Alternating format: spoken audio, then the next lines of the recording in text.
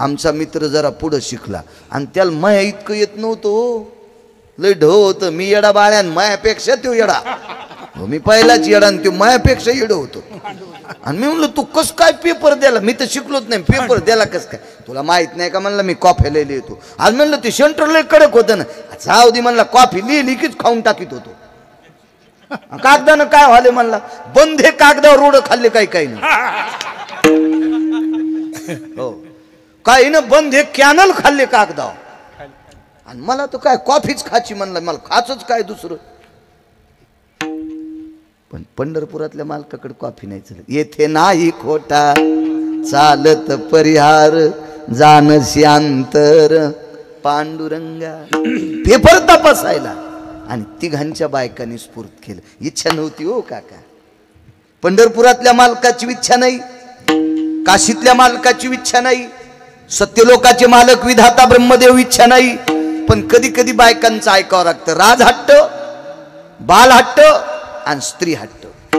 ऐकावं लागतं, ऐकावं लागतं, ऐकावं लागतं. संसारातल्या माणसाला काही नियम आहेत, नियम आहेत, काही मर्यादा आहेत. खरं तर जाणून नेमकं व्हावं लागतं. गरज नसताना काही काही गोष्टी ऐकावं लागतात. आणि गरज नसताना नाही ऐकल्या, शास्त्र गोड मानतय, पुराण गोड मानतय, वेद गोड मानतोय, पण संसाराची घडी उकलती. नाईला जाणून नेमकं व्हावं लागते. नाही ती येईल काय गरज होती ती ऐकायची.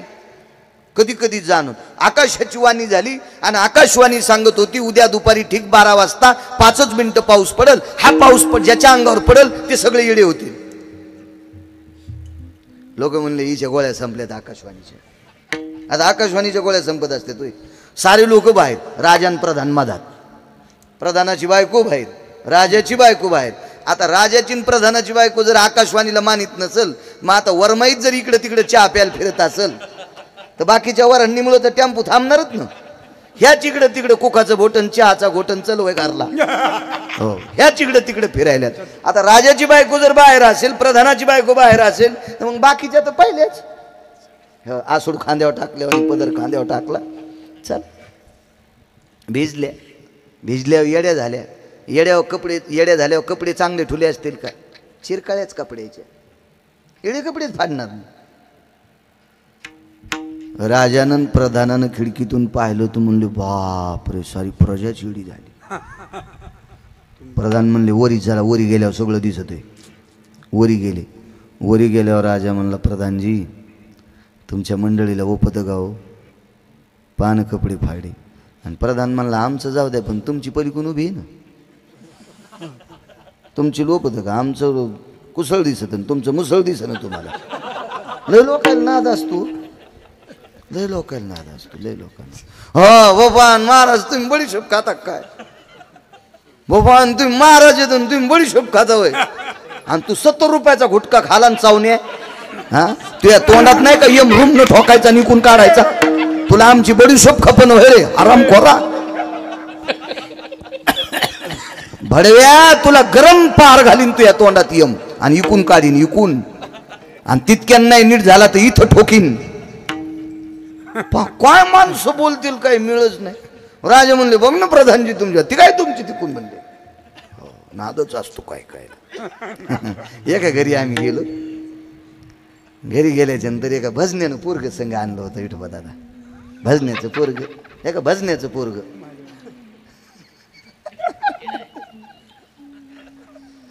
त्या भजन्यानं पोरग भजनीत म्हणत होते ना, आता शब्द निघले कलाकार शब्द आपला नाही होते. मला वाटतं त्या माईकवर बोलणाऱ्याच्या थुतरीत आणली पाहिजे. हो आज सप्त्यासाठी उत्कृष्ट कलाकार, अरे ते लोकनाट्यातले असतात रे. काय काय लाज वाटायला पाहिजे. अहो मोठ्या आपण वजनदार परंपरेतले लोक आहेत ना. खरं तर आपल्याकडे भजनी मंडळी, आणि फार काय झालं तर गुरुजी गुणीजन म्हणायचं, हा शब्द थोडासा पोषण. खरं तर वारकरी किंवा भजनी मंडळी एवढा हा शब्द गोड वाटतो. पण काय नवीन नवीन इचकू इचकू काढते, ओरिजिनल फुकून दिलं आणि भांगार बोकांडीवर घेतले. विठाला विठाला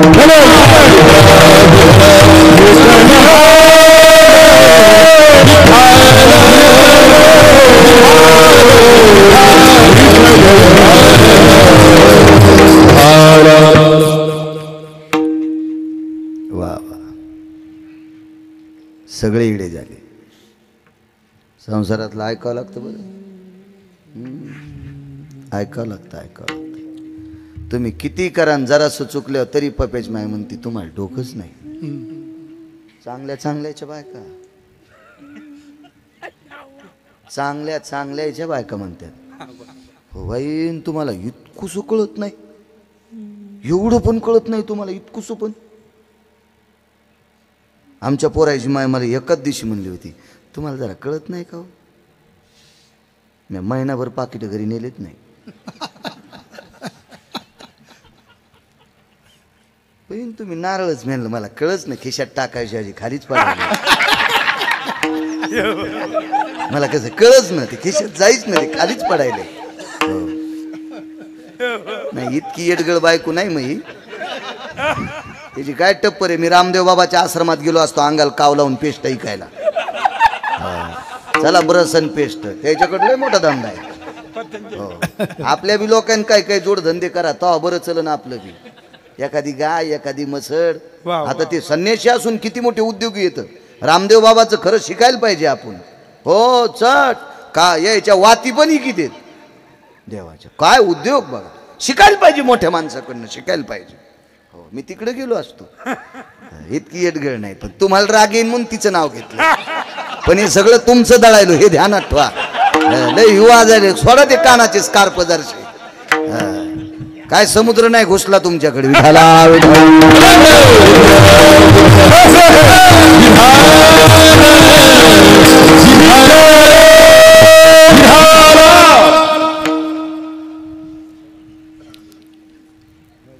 सगळी प्रजा येडी. शहाणे कोण होते माहिती? राजा आणि प्रधान शहाणे. अण्णा सगळे येडे, पण सगळे येड्याच्या मनात येडे कोण होते? हे दोघं. कपडे पुरे घातलेले हे येडे, आणि ओरिजिनल येडे कोण? खालचे. प्रधानाच्या बायकोनं चांगलीच काठी घेतली तर राजाची बायको म्हणली काठी कशाला? राजाला हाणायचं म्हणे, पागल झालाय. तर राजाची बायको म्हणली आधी तू या नवऱ्याला हाणायचं. त्यानं पाय आमच्या मालकाच्या त्या दिवशी राजाच्या डोक्यावर मुकुट नव्हता आणि याला पगडी होती. पागल आहे म्हणे तो नवरा. पहा मग प्रधानजीला राजा म्हणला अरे त्या तर काठ्या घेऊन याल्यात. तर प्रधानजी जरा हुशार होते, त्याच्या गोळ्या नव्हत्या संपलेल्या. ते राजाला म्हणलं राजे साहेब बायकाईनं मारलेला मार चुकायचा असेल तर कपडे फाडावं लागतील. हट पागल आहे का काय? आपण का येडे आहेत का? येडे नाहीत, पण येड्याचं सोंग घ्या. जाणून नेन ते येडे नाहीत, आणि येड्याचं सोंग नाही घेतलं ते आणत्यात. चंद्र सूर्य तोपर्यंत आपली चव जाती. ऐकावं लागतं संसारातल्या लोकांचं. जाणून नेनते झाले कोण? ब्रह्म विष्णू महेश. जाणून नेनते, जाणून ऐकावं लागलं बायकांचं. आणि आई साहेबाच्या दारात गेल्या. संतांची योग्यता किती, संतांचा अधिकार किती आहे, संतांचं नाविन्य किती आहे, संतांचं सूत्र किती टोकाचं आहे, भक्तिसूत्र किती टोके किती टोके. आलक ठोकली, आलक निरंजन आदेश भिक्षाम देहिमा. ठोकली आलक. आश्रम होता सुंदरसा. काय रूप असेल माझ्या अनुसाय आईसाहेबांचं, काय रूप असेल. अंग भरून पातळ होतं, पदर मानेवून घेतलेला होता पाठीवून. हो असा शेतकऱ्यांना आसूड सोडल्यावानी नव्हता. हो असा खांद्यावर टाकला. शेतकरी आसूड तरी हिशेबात ठेवालाय. दम नाही हो कीर्तनायला, दम नाही रामायणाला, दम नाही भागवताला. आता तर दम नाही शिवपुराणाला पण. जाग्यावर शिवपुराण. हो आता मला बी शिकायचंय. हो कारण जसं वारा असेल तसं उधळावं लागेल ना आबा, आहे का नाही? आता मलाही शिकावं लागेल. हा नाही होतो, पण मला ओरिजिनल शिकावं लागेल गुरुजी. मी तसं आधार माधार शिकत नाही. हो आधार माधार नाही. मला बिना साबणाचे कपडे धुतच नाही, मळत निघतच नसतेत ना ते. गतुड्यासाठी नाही शिकायचं, ओरिजिनल शिकायचं. विठाला विठाला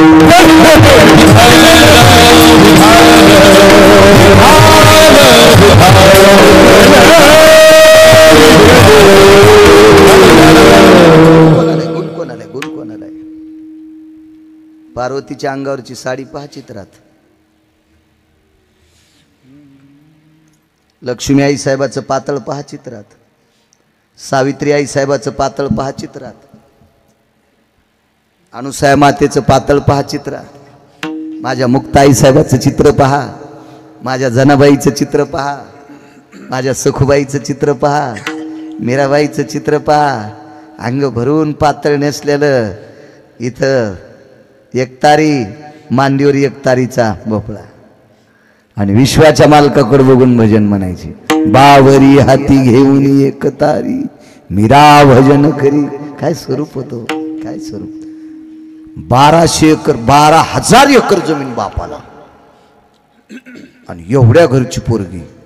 नख दिसू देत नव्हती. नख नख नख म्हणून पंढरपुरातला मालक तिच्या पुढे नाचत होता. हा आचरणाला किंमत आहे माझ्या माईंनो, देखाव्याला नाही. सोंगाला किंमत नाही. या संप्रदायात सोंग नाहीच चालत. इथं करायचीच नाही सोंग. माणसं दिसली की रामकृष्ण हरी रामकृष्ण हरी रामकृष्ण हरी आणि अंधारात कोणाची कानी सोडून नेतो. आता तुमच्याकडे जनावर कमी आहे ना. हे बैल गेलं काने आमच्याकडे जास्त असते मराठवाड्यात. सोंग नाहीच चालत इकडे. आलं ठोकली. काय रूप होत. अंग भरून पदर पात्र हातात घेतलं. भिक्षा वाढत होते. भिक्षा वाढता वाढता माग सरकवली. का मागे का पाहिजे. काय काय पाहिजे. भोजन पाहिजे. वा काय जेवायला करू.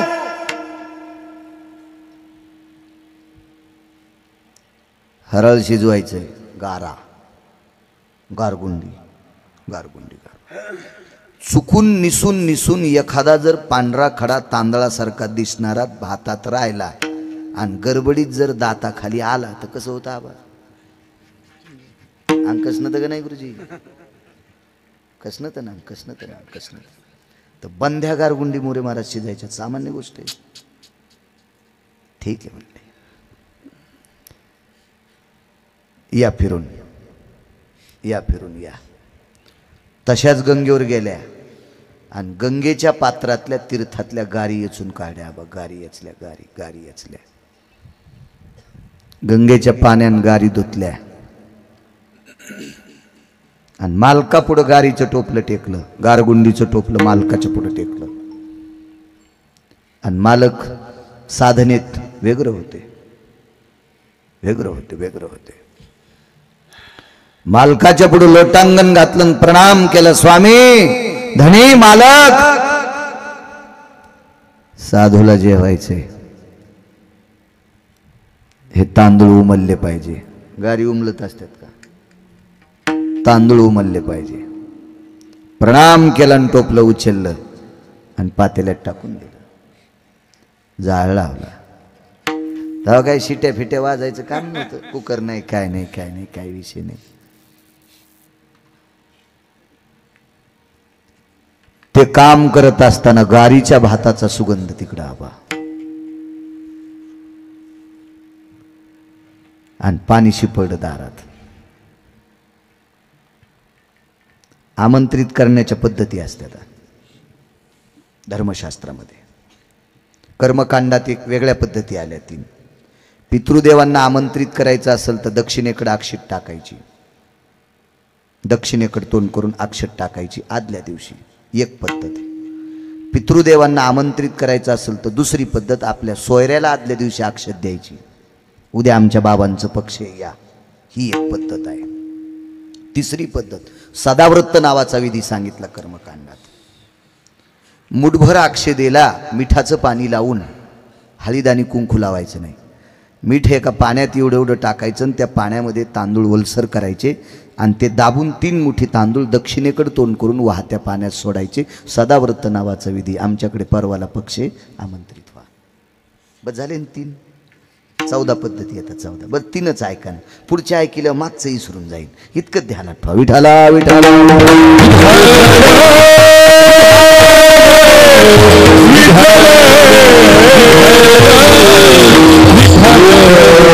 साधू आमंत्रित करण्याच्या पद्धती. आपल्या रक्ताच्या नात्यातली व्यक्ती जर बाहेर गावी गेली असेल ती लवकर यावी ही आमंत्रित करण्याची पद्धत आहे. फोन नव्हते ना बुवा, निरोप नव्हता. पूर्वीच्या काळात आपलाच मुलगा जर जास्त वेळ पाहुण्याकडे गेला तो यावा म्हणून त्याच्या वस्त्रावर 2-3 बारे असं पाणी शिपडीत होते. आता पाण्यात टाकायची पद्धत. काय करतील तो भाग वेगळा, ते काही सगळ्यांना ज्ञात नसते ते. हो, साधू आमंत्रित करण्यासाठी पूर्वेला अर्घ्य द्यायचं. दारात पाणी शिपडलं, हजर. भास्करानं सांगितलं, देवा आईसाहेबांनी बोलिले जा, भात शिजलाय, जा. बोलिलं. तोपर्यंत पात्र लावली. पात्र लावल्याबरोबर समाधीतून उठलेल्या साधूने विचारलं, लक्ष्मी, हे अनुसया, वजनात बोलत होते माणसं त्या काळात. ए सावित्री, ए दुर्गा, आताही माणसं बोलतेत ना. परवाला एक जण म्हणला, ए श्रद्धा, काय रे? काय श्रद्धा होती, वा वा वा वा वा. ह्या श्रद्धेला चुलीत घालावा, ह्या श्रद्धेला चुलीत घालावा आणि वरून वंगण टाकून फुकून द्यावा.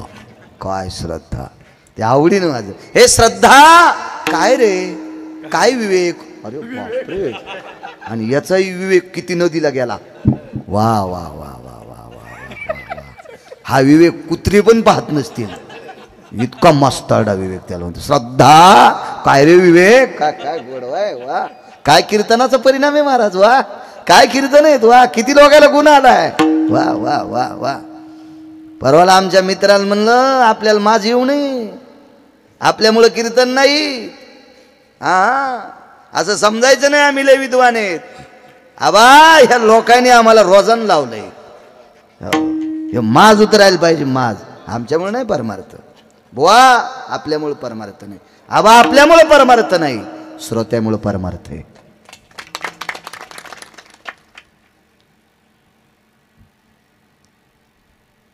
कोण आलंय ग?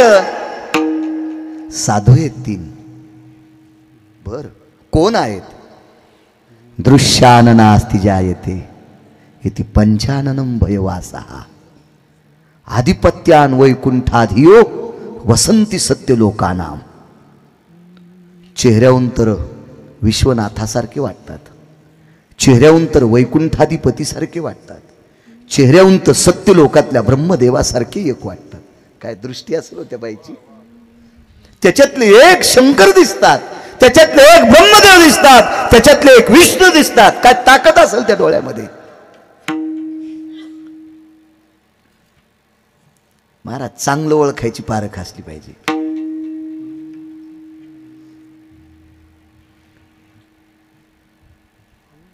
मी रेल्वेत बसलो.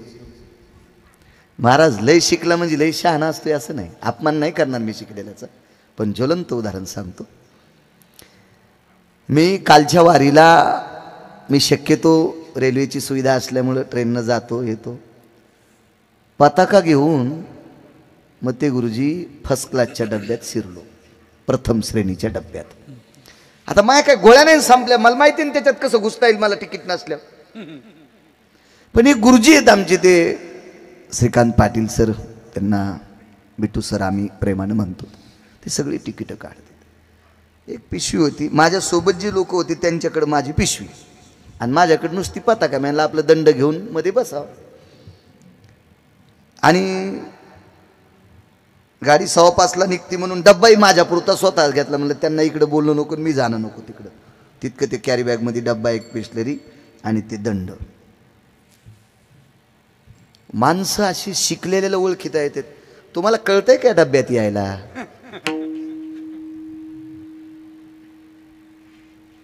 गंध आहे तुम्हाला कपाळाला, काय कळते? पांढरे शुभ्र कपडे, तुम्हाला कळतच नाही. देवदेव करणारी माणसं कशी तुम्ही इकडे येत असतात, काही डबा तुमचा आहे का? म्हणलं साहेब, मग कोण म्हशी बसतात काय डब्यात? कोण म्हशी बसतात का अस्वल बसते त्या डब्यात? काय त्यानं दुसऱ्याला विचारलं, काय असे उडाले काय काय? पण आता म्या बी सूत्रात पटकन तिकीट काढून दाखवा ना विठोबा दादा. आता कधी कधी भनकतो न. हो. मी त्याला असा घासून गेलो अण्णा. कॅबिन नंबर सी कॅबिनमध्ये गेलो. 11 नंबरमध्ये आपली पताका टेकली आणि बसलो. आपलं पटपट ते वरचं काढा आथरलं. काय मिळे क्रॉसिंग आहे, तुम्ही उतरून दुसरीकडे बसा. म्हणलं नाही, मला हेच डबा आवडतोय. बरं इथं गर्दा नसतो काय नसतोय, मला हेच डबा आवडते. चांगलं आहे, गर्दा नाही काय नाही, लोटालोटी नाही काय नाही, बरं वाटते त्याला.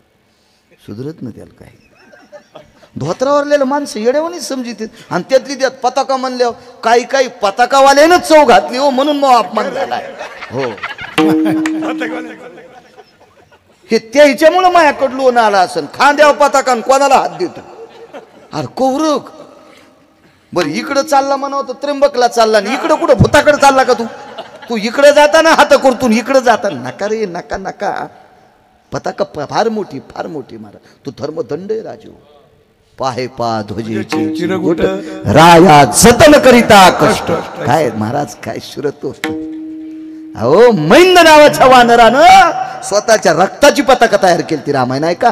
रक्ताची पताका, रक्ताची धर्माची पताका. काय एक गाणं ऐकलं तर 5 वाजून 5 मिनिटाला. नको नाही म्हणत ते आता, जाऊ दे नको. काही शूर लोक ज्या वेळेला जातात का त्यावेळेला या देशाचा तिरंगा सुद्धा रडतोय महाराज. तिरंगा सुद्धा रडतोय, या देशाचा तिरंगा सुद्धा रडतोय. आणि या देशातले काही हरामखोर गेल्यावर तिरंगा हसत असेल. हो हसत असेल. त्या तिरंग्याच्या नावावर ज्यांनी स्वतःचं आधिपत्य असं आगळ्या वेगळ्या चुकीच्या मार्गात कमवलंय, त्या भडव्यांसाठी गेल्यावर तिरंगा हसत असेल. काय ध्वजाची ताकद आहे महाराज. तर धर्माचा ध्वज कसा असेल. आबा 5000 एकरवाली बाई सुद्धा मधुकरी म्हणल्यावर भाकरी देईन आपल्याला. फक्त खांद्यावर पताका पाहिजे. जात पात विचारणार नाही. धोत्रावाले लोक येडेवानी समजते. कंडक्टर मला अशीच चिल्लर देईन गेलं. म्हणलं मला त्यांना दादा धोत्रावाल्याचं चित्र असल्याशिवाय नोट चलत नाही रे. येडेवानी काऊन करतो तू असं. हा तू ह्या नोटावरला धोत्रावाला पुसल्यानं ह्या नोटा चहा करायच्या कामी नाहीत रे चुलीत घालून. धोत्रावाल्याचं चित्र असल्याशिवाय नोट चलत नाही. का काम पण करतो. अरे धोत्रावाल्यानं ज्या पोरायला जमिनी कमवून ठेवल्यात, पॅन्टीवाल्यानं तर बायकोच्या फॅरनलवलीसाठी फुकल्या. त्याला कुठं आकलीचे कांदे आहेत. गन पावडर मध्येच सगळं घातलं गेलं मग गटर उपसायला. चला पात्र लावले. पात्र माणसं शिकला म्हणजे माणसं कळत असतात का? काय नाही. चांगला पकवा द्या गुरुजी, चांगलं माझ्यासोबत. आम्ही गाडीत बसलो ते का, आणि एक जण माणूस म्हणला हे याला का ढोल म्हणतात का. म्हणला हा पकवाज आहे. आणि ते काय असतंय. म्हणलं राहू दे ते आमचा पकवा द्या सांग. म्हणलं मुकडे बस. हो मुकडे बस. हो आंधळ्याला चित्र दाखवून आणि बहिऱ्याला पोती सांगून. हो तू हे दोन्ही जातीन म्हणलं.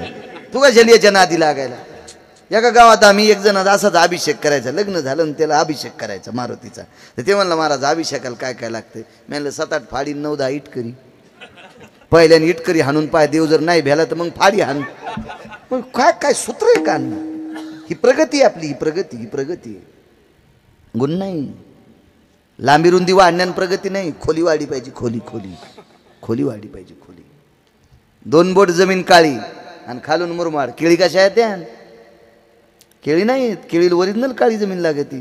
ज्या जमिनीवर पालवी निघती त्या जमिनीवर केळी येणार. शास्त्र आहे त्याच्या पाठीमागे. येईन बाय डाव बी बेजार तितकं व्हावं लागेल ना. मग तर काही कुठे येईन त्याचा काही विषय नाही. दृष्टी ओळखण्याची असली पाहिजे. नाही ओळखता येत कोणाला. पण काय बाईनं ओळखलं. तिने देव दिसतात.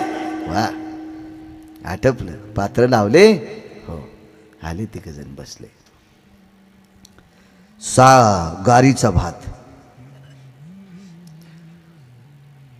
वरून आदेश आला भात केला गारीचा. हो म्हणले केला गारीचा भात. इतक्यान मेळ बसत नाही. पेपर लय अवघड आहे. फार अवघड पेपर त्याचा. लागलीच सांगितलं भात खाण्याची इच्छा संपली, इच्छा संपली. आणि तुमची इच्छाच असेल आम्ही खावा, तर विवस्त्र होऊन वाढा. हाटीयोगी अण्णा. आणि योगात अशी काही लोक आहेत, हाटीयोगी विवस्त्र होऊन वाढा. ठीक आहे म्हणजे काय हरकत नाही. मालकाला सांगितलं, मालक स्वामी दारातल्या साधूंना विवस्त्र होऊन वाढायचंय. बरं, असं एवढं काय अवघड आहे, काही ताण नाही, वाढ ना मग तू. मालक वय काय त्यांचं, तिने साधू येतं, मी एक तुमची धर्मपत्नी आहे, आणि स्त्रीचं शरीर उघडं एका परपुरुषाने पाहावं हे निषेध असतंय. त्यांच्यासाठी निषेध आहे, माझ्यासाठी निषेध आहे, आणि मी तुमची धर्मपत्नी असताना तुमचा पुरुषार्थही निषेध आहे. अगं तू ऐक ग, तू ऐक, तू त्यांना होकार दे. बसा म्हणे, मी वाढतो तुम्हाला विवस्त्र होऊन. आणि कमलंडूतलं पाणी एका पात्रात दिलं, तिघांच्या अंगावर टाक, आणि मग विवस्त्र होऊन वाढा. पाणी टाकल्याबरोबर तिन्ही झालेत 6.25 महिन्याची. आणि तिघायला एकाच मांडीवर घेतलंय भगवान दत्तात्रय, आणि टाकला पदर तोंडावर. तो वरच्या कोमात गेल्या. हे डॉक्टर म्हणतात ना कोमात, ते कोमातच म्हणतात ना. हो, अतिदक्षता विभाग कोमात गेले. बाई हातात अवघडच झाले. गारीच्या भाताचं तर लांबच पडून हे तिन्ही लनुले झालेत, आणि तोंडावर पदर टाकला. आणि बाई आता तिथलं दूध प्याल्यावर घरी कशाची येते. आल्या तिघी जणी. कोण, अनुस आहे का? हो मीच आहे. काय काम? आमचे मालक तुमच्याकडे आलेत. काय नाव आहे तुमच्या मालकाचं? एकांनी शिवजी सांगितलं, ब्रह्मदेव सांगितलं, भगवान विष्णू सांगितले. बर बर बर बर. कसे दिसतेत? असे. मग ते नाही आमच्या इथे आले, ते नाही, ते नाही. आम्ही वरून पाहिलं, त्याला तू लहान केलंस असं नाही. तेच म्हणले विवस्त्र होऊन वाढा. मग त्या वयात मी कपडे सोडून कशी वाढू, म्हणून मी त्यांना लहान केले. हे तुमचेच आहेत, मग घेऊन जा. पण पार्वती आई साहेबाच्या लक्षात आलं, ह्या लेकराला हात लावला आणि हे जर विष्णू असलं तर अवघडच होईल ना. आणि सावित्रीबाईला वाटलं आपण ब्रह्मदेव म्हणून हात लावा आणि हे महादेव असले तर. आणि तिघायच्या जगण्याच्या लीला वेगळ्या. भगवान शिवजीला मशन क्रीडा भूते वेताळणाचं तीन हर्षयुक्त उमापती, आणि ब्रह्मदेवाला ते गाडगे घडवायचा नाथ. आणि या मालकाला त्या गाडग्यात तूप टाकायचं का ताक टाकायचं पंढरपुरातल्या मालकाच्या हातात आहे. आणि पंढरपुरातल्या मालकानं गाडग्यात बॅलन्स टाकायचं बंद केलं की काशीतले मालक फोडून टाकते. मग डॉक्टर म्हणतेत यांना घेऊन जा. लगेच घरचे व्हॉट्सअपवर टाकतेत, उद्या 1:30 वाजता यांचा अंत्यविधी, अमक्या अमक्या वाजता यांना देव आज्ञा झाली. लगेच माझ्यासारखा म्हणतो गेले दिगंबर. आणि याला फुकून दिल्यावर देशीचा वास येऊ लागला. हे वाक्य कोणाला टाकावं याच्या बी आकली नाही राहिले हो. हे वाक्य गुरुजी दर्जेदार व्यक्ती गेलातच बरं का, कोणाला बी नाही. कोणाला बी दिगंबर विभूती म्हणतात का? रामकृष्ण भाऊ येडशीकर होऊन गेले. वैकुंठवासी रामकृष्ण भाऊ येडशीकर. नाव आईनं रामकृष्ण ठेवलं. फार दर्जेदार परंपरा. रामकृष्ण नाव ठेवलं आणि भाऊ जात राहिले. अंत्यविधी झाला. राख सावडायच्या दिवशी हजारो वारकरी गेले आणि कवटी सापडली, तर कवटीवर रामकृष्ण हरी नाव होतं. रामकृष्ण नाव कवटीवर कवटीवर कवटीवर. ह्या विभूती असतात हो. ज्यानं घराला राख लावली आणि यायच्या चारित्र्याला राख लावली, यायच्या राखाची विभूती होत असती वय. विभूतीसाठी वेगळा दर्जा असतो, वेगळा दर्जा असतो. कोणालाही नाही. हे कुठेही कुठले वाक्य चिटकवायचे नाही, कोणासाठी बी नाही. चूक आहे. ज्ञान तुमचे तुमचे घेऊन जा. आता यायला वाटलं आम्ही तिघी जणी एवढ्या मोठ्या आहेत आणि अनुसयाची कशाला विनंती करावं, मग आतमध्ये मालकाकडे गेले. काय नाव होतं अनुसयाच्या मालकाचं? अत्रे ऋषी. वा वा, गोत्रापैकी गोत्र यात्री गोत्र. हो हो. महाराज ते म्हणले, माय हे मला काही जमत नाही, मी साधा माणूस आहे, तुम्ही तिलाच विचारा. महाराज कोणाला श्रीमंत करायचं आणि कोणाला भिकारी करायचं, जिला लक्ष्मी म्हणतात. डोकं हँग झालं असेल, मेमरी कार्ड हँग झालं, पाय धरावं लागले. लक्ष्मीला, गिरिजाई साहेबाला, आदिशक्तीला अण्णा, सत्यलोकातल्या मालकाच्या पत्नीला पाय धरायची वेळ आली, पण बाईसाहेब मागे सरकल्या आणि पुनश्च मालकानं दिलेलं तीर्थ टाकल्याबरोबर तिने आपोआपल्या परिचय. मालकाने दिलेलं मंत्र जल, एका साधूनं दिलेलं मंत्र जल, आणि साधूनं देवाच्या अंगावर टाकलेलं पातिव्रतेच्या तेजाचं तेज, हे तिन्ही बालक होतात. इतकी साधूच्या पत्नीत आणि साधूत ताकद आहे, म्हणून तुकोबराय मालक पहिल्याकडे.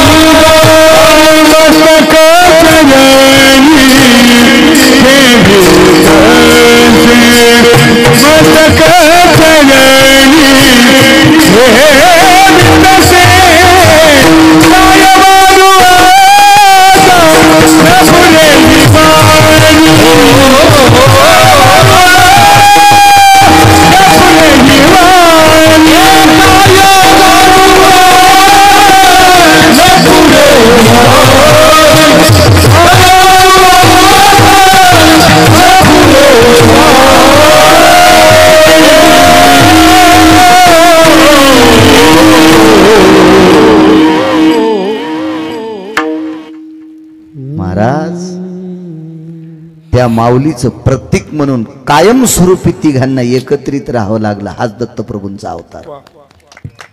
नाही फुटता आलं बाजूला. देवा, मी तिघांची ओळख आई साहेबांना करून देते, पण जीवनभर चंद्र सूर्य येतोपर्यंत माझ्या पत्नीची ओळख राहिली पाहिजे. अत्र्यांनी सांगितलं, ती ओळख म्हणजे दत्तात्रयांची प्रतिमा.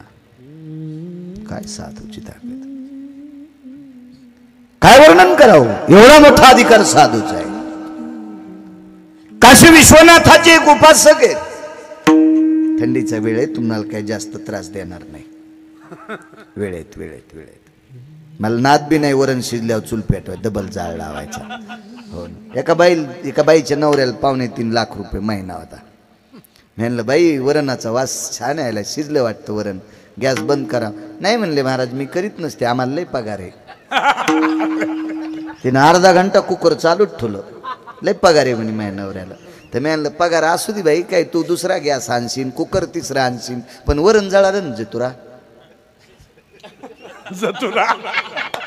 चतुरा नाव होतं तिचं. गेलं ना वरण जळून. आता काय वाढती पाहुण्याला, तुरीची डाळ पाहुण्याच्या अंगावर हानाक्षिदा आणल्यावानी गेलं ना जळून. ते नवऱ्याला 2.5 लाख पगार आहे, दुसरी शिजती की इतक्या लवकर. आता आकारात असलं पाहिजे, शिजल्यावरी जाळ आपल्या वेळेत. विश्वनाथाचा उपासक आहे, भगवान शिवजीचा उपासक आहे. अण्णा 14 घंटे शिवजीला पाणी. सकाळी उठल्यापासून पहिली घागरा अंगावर घ्यायची, दुसरी शिवजीला. पुन्हा मंदिरातून गंगेत आलं की पहिली अंगावर, दुसरी शिवजीला, पहिली अंगावर, दुसरी शिवजीला. 14 घंटे अंगच वाळत नव्हतं. 14 तास. त्या व्यक्तीचं नाव होतं जयदेव. जयदेव नावाचा व्यक्ती. 14 घंटे शिवजीला पाणी. काय साधना असेल. त्या साधनेनं भगवान विश्वनाथ इतके प्रसन्न झाले, इतके प्रसन्न झाले, मी बोलत असताना तुम्ही जसे जवळ बसले इतके शिवजी जय देवाला जवळ बसून बोलत होते. आपण गणगुळ्या उघळगुळू भेजारीत, अजून स्वप्न नाही शिवजीचं, आणि शिवजी बोलायचे त्याला. पण कालांतरानं मागच्या कर्मवादात एक कर्तव्यात चूक घडली, आणि त्या चुकीमुळं जय देवाला सर्व अंगाला कुष्ठ झालं. कुष्ठ झालं आबा, कुष्ठ झालं. कुष्ठ नुसतं कुष्ठ नाही, कुष्ठ हे तिसऱ्या चौथ्या स्वरूपात गेलं, आणि कुष्ठानं अंग उल्ल्या गेलं, आणि उल्ल्या गेल्याच्या नंतर त्याच्यात दुर्गंधी झाली, आणि दुर्गंधी झाल्याच्या नंतर त्याच्यात कीटक झाले, आळ्या झाल्या, कुर्मी झाल्या. अत्यंत त्रास जयदेवाला. पण जयदेवानं साधना सोडली नाही. काय वानू आता न पुरे वाणी. संतांचा अधिकार किती मोठा आहे महाराज. देवाला बालक करायची ताकद, देवाला बालक, देवाला देवाला राजे हो. हा पाषाणाची पोटी बैसला दरदुरू, त्यामुखी चारा 100-200 फूट दगडात किडा निघावा, बेंडूक निघावा, आणि त्याला चारा घालायची ताकद ओंकार बुवा ज्याच्यात आहे, त्याला एका लहान होऊन एका पतिव्रतेचं दूध प्यावं लागतं. साधी गोष्ट आहे. बरं कल्पना करा, ती पतिव्रती प्रसूत तरी झालती का? तिनं बाळाला तरी जन्म दिलता का? कोणी केली बाळा दुधाची उत्पत्ती, आणि वाढवी श्रीपती सवे दोन्ही. आईच्या पोटात बाळ आणि वक्षस्थळात दूध एकत्र वाढ होती. मग इथं बाळ पोटात नाही, मग दूध कसं हृदयात? ताकद काय असेल महाराजी? साधी गोष्ट आहे का? बऱ्याच बायकांना बाळ जन्माला येते, पण वक्षस्थळातलं दूध संपतं, त्यावेळेला वैद्याकडे जाऊन औषध घ्यावं लागतं.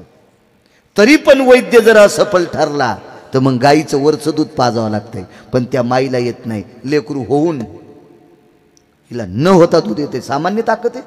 काही ठराविक ठराविक ठराविक ठराविक ठराविक.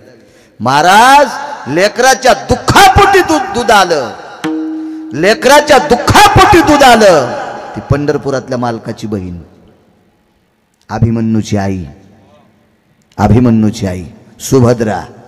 अभिमन्यू ज्या वेळेला रणात पडला आणि मालकाचं पार्थिव चितेवर टेकलंय, तेव्हा नवऱ्यासाठी वक्षस्थळातून दूध आलं. मंदोदरी रावणाची पत्नी. काय दर्जा असेल महाराज या लोकांचा. आणि तिन्ही देवाला बालक करून वक्षस्थळात दूध फुटतंय.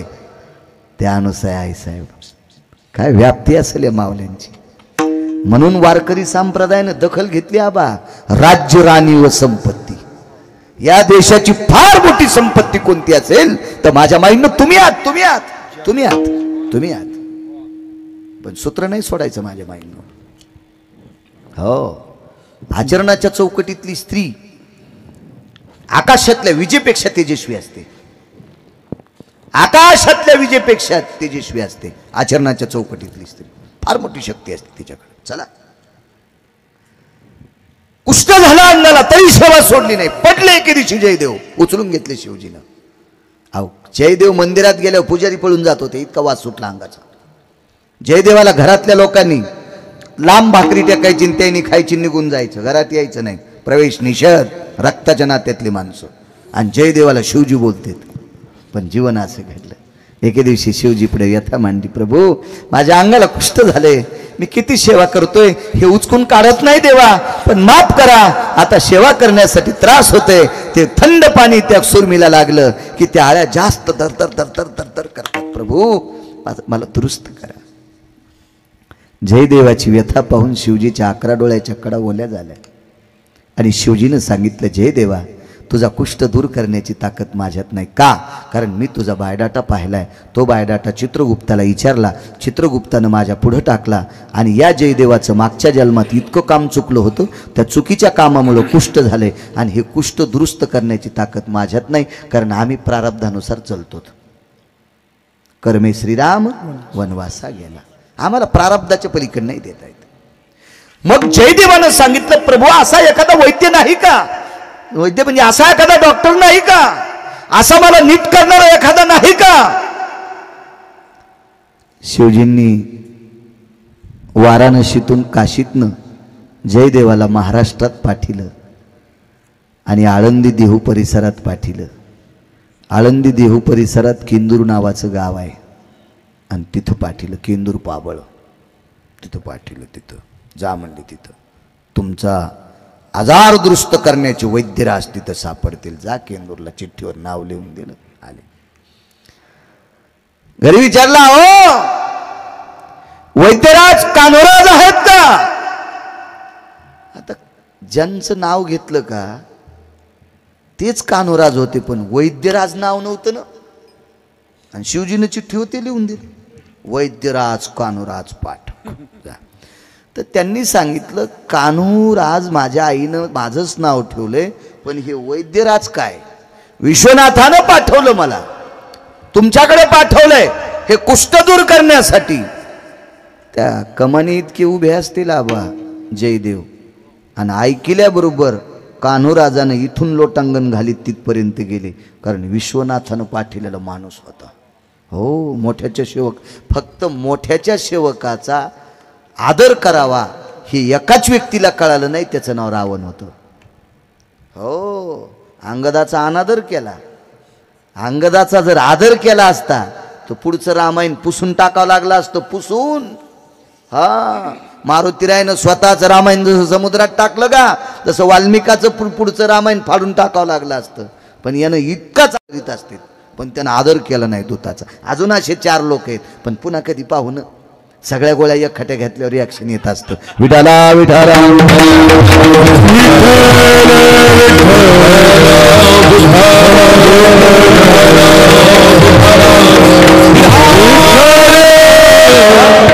विश्वनाथाने पाठवलं, लोटांगण घातलं. नुसतं नाही, शेवटचं लोटांगण कपाळ पायावर टेकलं, आणि जयदेवाच्या पायाची जी दुर्गंधी होती का, ती रक्त पू घाण ती कान्होराजाच्या कपाळाला लागली.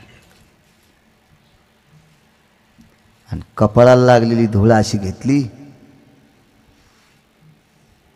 आणि कान्होराजानं अंगाला. बुवा जयदेव म्हणला, भाऊ लांबून भाकरी टाकायलाय, भाऊ, आणि ज्याच्याकडे पाठीलं ते माया अंगाची घाण अंगाला लावायले. हे सगळ्यातून पलीकडे गेलेले महाराज होते ना. महत्व हरवी, चातुर्य लपवी, पिशेपण मिरवी. हो हो, आवडवणी जगा माझ्या. या अवस्थेच्या पलीकडे गेलेली माणसं होती. काय काय त्यांना कशाला, हा, ह्या तत्वाच्या पलीकडे गेलेली माणसं, याच्याही पलीकडे, याचं काहीच नाही. या सगळ्यातून निराळे ते होते अधिकारी. पूज्यता डोळा न देखावी, स्वकीर्ती कानी न ऐका, एवढे अधिकार तत्वाला. आणि जयदेवाला वाटलं, काय व मी इथून चलत आलो, आपलं असंच गेलं का नाही सगळं. बर काय म्हणाले विश्वनाथ? काही नाही, ते म्हणले तुम्ही माझा कुष्ठ दूर करताल. ठीक आहे, विश्वनाथानं जर आमच्या नावाची दखल घेतली असेल तर विश्वनाथाच्याच कृपेने आम्ही तुमचा कुष्ठ दूर करू. ते म्हणले, ते तर मला बोलत येत, हो ते बोलत येत, आणि ते बी व्हॉट्सअपवर नाहीत बोलत, चॅटिंगवर नाहीत बोलत, सरळ सरळ बोलत आहेत. हो, बर, मग लक्षात घ्या, विश्वनाथाने आमच्या नावाची दखल घेतली. आणि विश्वनाथ जर तुम्हाला प्रत्यक्ष बोलत असतील तर इतकं ऐक्य झालंय, आणि इतकं तुमचं माझं विश्वनाथाचं ऐक्य असेल तर काय कुष्ठाची मायवेली राहिला, काय कुष्ठाची जहागिरी तुमच्या अंगावर राहिला. मग त्या जयदेवाला वाटलो, जरा महाराज रगीलच दिसतंय. आणि पुन्हा साधं महाराजाची गाडी गिडी नव्हती दारात, काही नाही आबा, अंगठ्या पण नव्हत्या अशा. नाही, मला काय तुमच्या खपनत असा विषय नाही बरं आबा, गळ्यात शपथ, कारण मला नाही मोठ्या आहेत ना, त्याच्यामुळे मी तुमच्या काहून आहे का नाही अद्याप नाही. या बा, ज्या महाराजाला भजण्याचं खपत नाही का, तो महाराज भाडवा. हो, तो, हा, ते तुमच्या इथं कोणता इथं मसुबा आहे, बोकडदऱ्यातला नाही, तळ्याचा नाही, मोतोबा नाही नाही, ते नाही नाही, कुंदलगाव. हो, नाशिकला जाताना लागू तू. हा हा हा हा, ज्या महाराजाला भजण्याचं खपत नाही तो महाराज त्या मसुबाला कापायचा. तुला केवढी गाडी खपतीन, भजण्याची मोटरसायकल खपन, तुझ्या अंगात घुसन त्याची मोटरसायकल. म्हणून तुमच्या अंगठीबद्दल काय नाही. हा, तुम्ही ते 20 तोळ्याचं कडं करावं. हो द्या ना, आहे का नाही? भजनी मोठे झाले काऊन पोटात दुखाव झाले पाहिजे. मोठे ज्ञानोबराय तुकोबरायचे साधक आहेत, वैभवात राहावा. हा, ज्याच्या गळ्यात माळी नाहीत त्याच्या संपत्ती आज फुकून दिल्या तर 20 वर्ष धुपन निघून. मग जरा जोरा भजने चांगले श्रीमंत झाले तर काय होते, त्या झाले पाहिजे ते श्रीमंत. वा, चला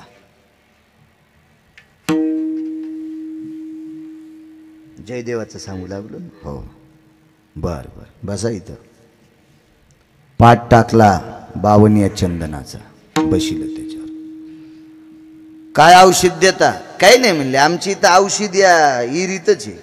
वाड्यात हाड होता, इर हाड इर अशी एवढी एवढी वाड्यात. 12 मोठी असती चौकोनी, ही विहीर होती, विहीर हाड. ह्या इरीत तीर्थ आहे. ते म्हणला 14 घंटे विश्वनाथाच्या अंगावर तीर्थ टाकलं आणि त्याच्या अंगावरला अंगावर घेतलंय तर इंचभर कुष्ठ दूर नाही झाला. आणि याच्या इरीतल्या पाण्यानं काय होईल? म्हणजे बघा आता डॉक्टरच्या घरी गेल्यावर बी अंगात गंडल आलं ना, आली की नाही बेमानी? शंका आली ना. त्यांनी सांगितलं मी विश्वनाथाच्याच आशीर्वादानं तुम्हाला दुरुस्त करीन, पण बसा पाठाव. आणि घेतलं पाणी इरीतला. ते म्हणले मी पाणी टाकणार तुमचं अंग भिजूस तर. अंग तिळा इतकं कोरडं नाही राहिलं पाहिजे, सगळं अंग भिजवा, तुमचा कुष्ठ राहील. आली यायच्या पोटात बेमानी, यायने इथं दाबला हात. इतकी जागा भिजूच द्यायची नाही, सारं अंग भिजू दिलं. आणि अंग कोरडं झाल्यावर हात काढल्याबरोबर तितक्यातूनच वास येऊ लागला. कुशीचा बाग इतकाच इतकाच इतकाच. पश्चाताप झाला, लाज वाटू लागली. दिसायला महात्मा साधा होता आणि या महात्म्याने पूर्ण कुष्ठ दूर केलं. ह्या बा दिसण्यावर काहीच नसतं, काहीच नसतं, काहीच नसतं, काहीच नसतं. काही काही माणसाचे कपडे पाहिल्यावर असं वाटतंय मंत्र्याचा चुलता आहे काय. हो, हो. आणि तो पहाटच दात घासीत दुसऱ्याच्या दारात जातो. मग त्याला म्हणावंच लागतं धुवा तोंडन प्याच्या. काय नाही, मोठा वाडा पोकळवा सण वारा जाई बसा बसा. काही नसतं याचं, हे देखावा असतो काय कायचा. कपड्यावर नाही गेलं पाहिजे, नाद असतो काय काय. काही काही असे कोपऱ्या कापऱ्यावर भेटले अशा गप्पा सांगतात, अशा गप्पा.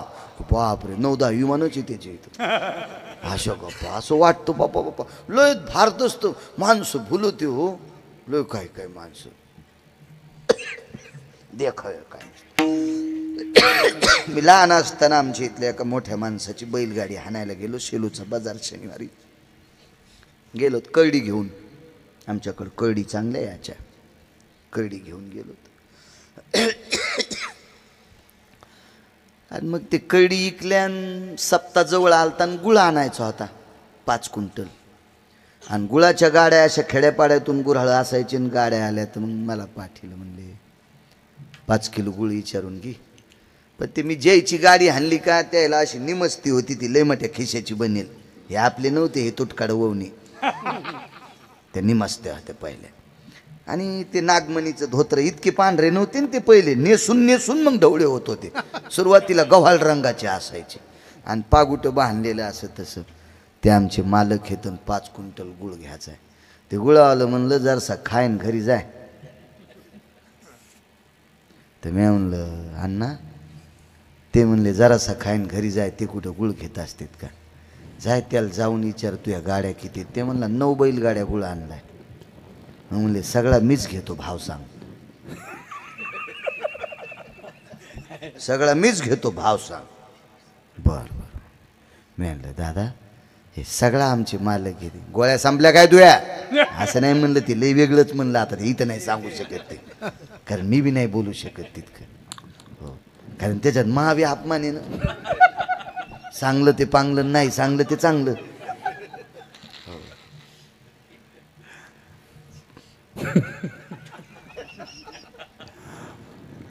म्हणलं हे सगळ्या गुळाचं काय मिळेल? ते म्हणला दुसऱ्यापेक्षा 2 रुपयानं किलो मागं गुळ स्वस्त देतो, पण घेतेत का पाय? म्हणलं अण्णा ते असं असं म्हणलं. मथारा आलं आणि पटक्याचा येडा उकलल्याबरोबरच बंडल टाक. हो, तर 9च्या 9 गाड्या जशाल तशाच गिरगावाला पाठील्या. हो, हे नुसतं पाहतच होतं असं, अरे बापरे, पटक्यात बंडल, पटक्यात बंडल, पटक्यात बंडल, पटक्यात. कारण वरच्यावर जायचंच नाही कोणाच्या, वरच्यावर जाऊच नका, काही नाही वरच्यावर. मी मोठा पाहुण्याचा बंगला म्हणून दुपारा पत्रिका घेऊन गेलोत. मला वाटलं रसन चपात्या करतील, आंब्याचे दिवस होते. तर त्या पाहुण्याच्या घरी गेल्या होती. पाहुणी म्हणली, महाराज चहा घेताल का? इथून सुरुवात, पाणी पिताल का? मी म्हणलं रोगर देती का जरसं, रोगर देती का? आणि आमची खेड्यातली एक पाहुणी होती. मी म्हणलं आता खेड्यात काय? तर त्या बाईनं कढी भाकरी ते चुरून कढी दिली. नको म्हणलं ते मेल्या, उन्हा तानाचा आलास काय.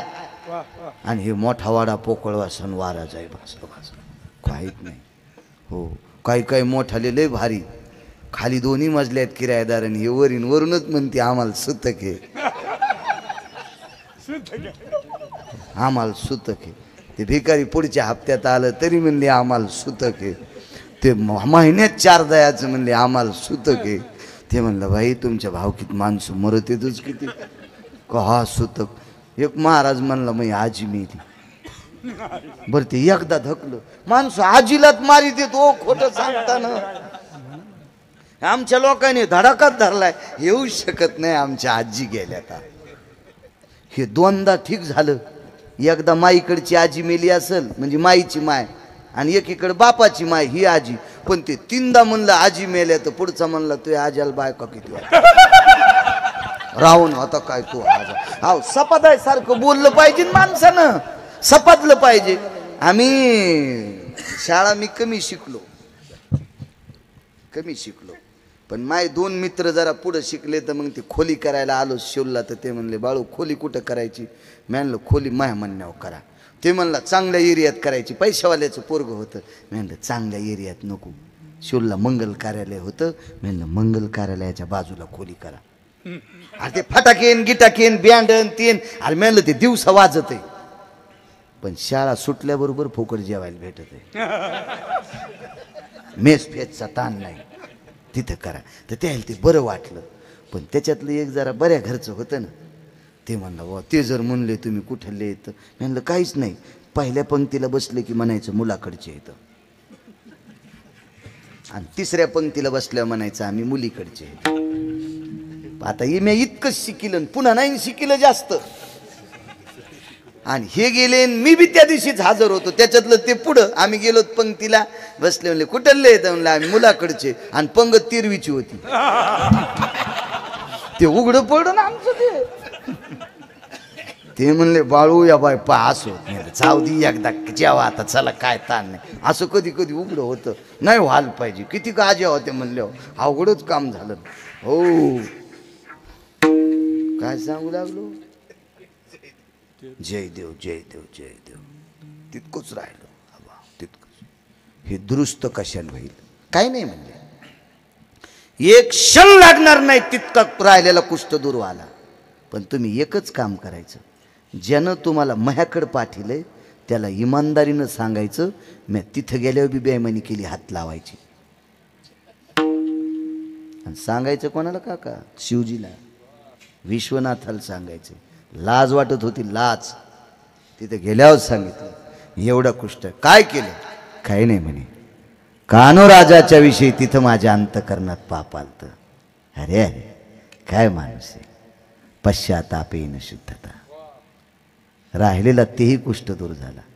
शरीर किती पवित्र असेल कान्होराजाचं माहिती का? कान्होराज म्हणजे ज्ञानोबरायांच्या आधीचे होते. श्रापतीचं कीर्तन ज्ञानोबरायांचं त्यांनी करायचं. हो, ज्ञानोबरायांची भेट झालेली व्यक्ती. हो, ज्ञानोबरायला खांद्यावर घेतलेली व्यक्ती. काय अधिकार असेल कान्होराजांचं? शरीर किती पवित्र. तर 700 वर्षापूर्वी एका सरदाराला अण्णा एका हरामखोरानं पेटीलं. म्हणले यायचे इथं परिचय. इतकं सांगतो पूर्णविराम करतो. परिचय म्हणले परिचय. आलं ते सरदार घोड्यावर, त्या काळातलं सरदार. कान्होराज पाठक कहाँ है? नीचे. तुमच्याकडे परिचय देऊन टाका. सरदार म्हणलं घ्या दे परिस घ्या. कान्होराज म्हणले माय इथं परिस नाही, मीच परिस आहे. मीच परीशे मीच परीशे. आता ते सरदार रगील होतं, त्यानं तलवारच उपशिली. म्हणले टोचितो तुमच्या अंगात. ते म्हणले कशाला टोचिता, तुम्हाला फक्त परीक्षा पाहायची ना. परीसाला लोखंड लागलं की लोखंडाला परीस लागलं की ते सोन्याचं होते. मग तुम्ही थांबा ना, घोड्यावरून उतरू नका, बेजार होऊ नका. कान्होरात जवळ गेले आणि तलवारीला बोट लावल्याबरोबर 3.5 किलोची तलवार सोन्याची. ज्याच्या शरीराच्या वरच्या स्पर्शात रक्त मांस मज्जा तंतू तर सोडून द्या, या वरच्या त्वचेनं लोखंडाचं सोनं करावा इतकी त्वचा पवित्र असेल तर पुढच्याचा रोग हरायला काय ताकद असेल. आणि एवढी व्याप्ती म्हणून मालक पहिल्या कडव्यात म्हणतात, काय वानू आता न पुरे वाणी. वा वा. काय वानू आता न पुरे वाणी. काय वानू आता न पुरे वाणी.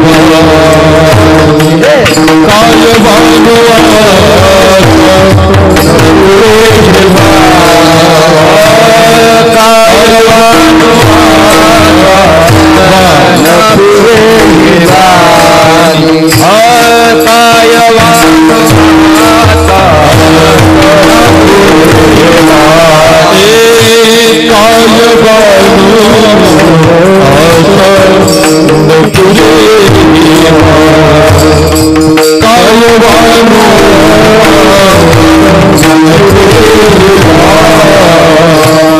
मस्तक हे चरणे मस्तक